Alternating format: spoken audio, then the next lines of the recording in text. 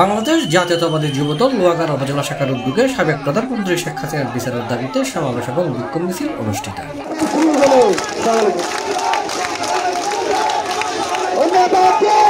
আগস্টের 14 তারিখ বুধবার বিকাল 4টায় আমিরাবাদ ইউনিয়ন পরিষদ প্রাঙ্গণত শুরু হয়ে মহাসড়ক হয়ে বর্তমান স্টেশনের আইরে মিছিল সমাবেশত পরিণত হয়। সমাবেশত যুবদল নেতা বাদুর চৌধুরীর সঞ্চালনায় বক্তব্য রেখে লোহাগাড়া উপজেলা যুবদলের সাবেক আহ্বায়ক মুসলিম উদ্দিন এবং সুন্দর একটি বাংলাদেশ উপহার না দেওয়া পর্যন্ত রাজপথ ছাড়ব না ইনশাআল্লাহ।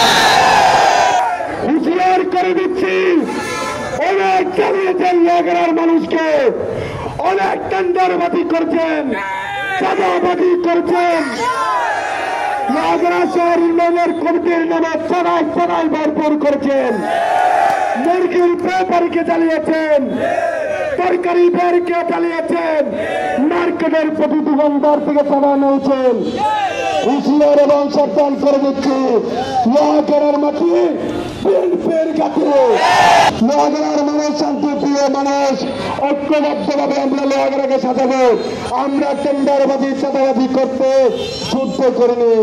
এছাড়াও এতে উপস্থিত আছেন নজরুল ইসলাম, মোহাম্মদ করিম, মোহাম্মদ মুর্শেদ, সোহেল আনোয়ার জিয়াবুল, মোহাম্মদ হেলালুদ্দিন, মোহাম্মদ মকসুদ, মোহাম্মদ নাজিম, আবুল বশর, মঈনুদ্দিন, ফুরকান, মোহাম্মদ মঈন আলমগীর, মোহাম্মদ বাবুল, মোহাম্মদ শাহজাহান, মোহাম্মদ মানু, মোহাম্মদ রায়হান সহ লোহাগাড়ার অসংখ্য যুবদলের নেতাকর্মীরা উপস্থিত আছে। C plus Chittagong.